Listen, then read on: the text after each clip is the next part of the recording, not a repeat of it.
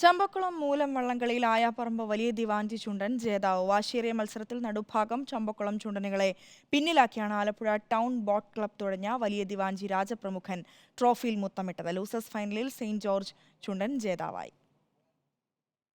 പമ്പയാറിന്റെ തീരങ്ങളിൽ ആരവങ്ങൾ ഉയർന്നു.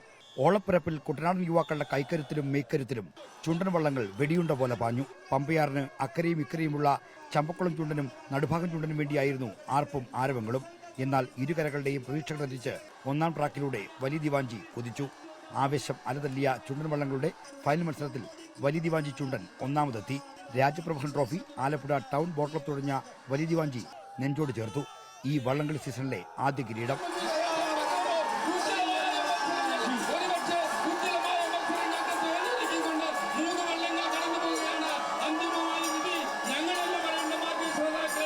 നടുഭാഗം ചുണ്ടൻ രണ്ടാമതും ചമ്പക്കുളം ചുണ്ടൻ മൂന്നാമതും എത്തി.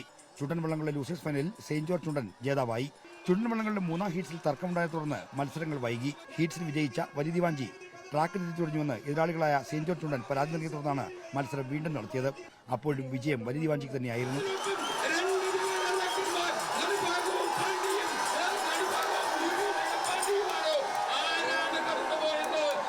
വെപ്പ് രണ്ടാം ഗ്രേഡ് വള്ളങ്ങളുടെ ഫൈനലിടയ്ക്ക് ഫിനിഷിംഗ് പോയിന്റ് സമീപം PG കരിപ്പുഴ വള്ളം മുങ്ങിയെങ്കിലും ഫയർഫോഴ്സും പോലീസും എത്തി തൊഴിൽച്ചുകാരെ ബോട്ടിൽ കയറ്റി രക്ഷിച്ചു. മത്സരത്തിന് മുമ്പ് അമ്പലപ്പുഴ ശ്രീകൃഷ്ണസ്വാമി ക്ഷേത്രം ദേവസ്വം ബോർഡ് പ്രതിനിധികളും കാഴ്ചകളുമായി എത്തി. അമ്പലപ്പുഴ ക്ഷേത്രത്തിലെ വിഗ്രഹ പ്രതിഷ്ഠയോടനുബന്ധിച്ചാണ് മിഥുനമാസത്തിലെ മൂലനാളിൽ ചമ്പക്കുളം വള്ളംകളി നടക്കുന്നത്. റിപ്പോർട്ടർ, ആലപ്പുഴ.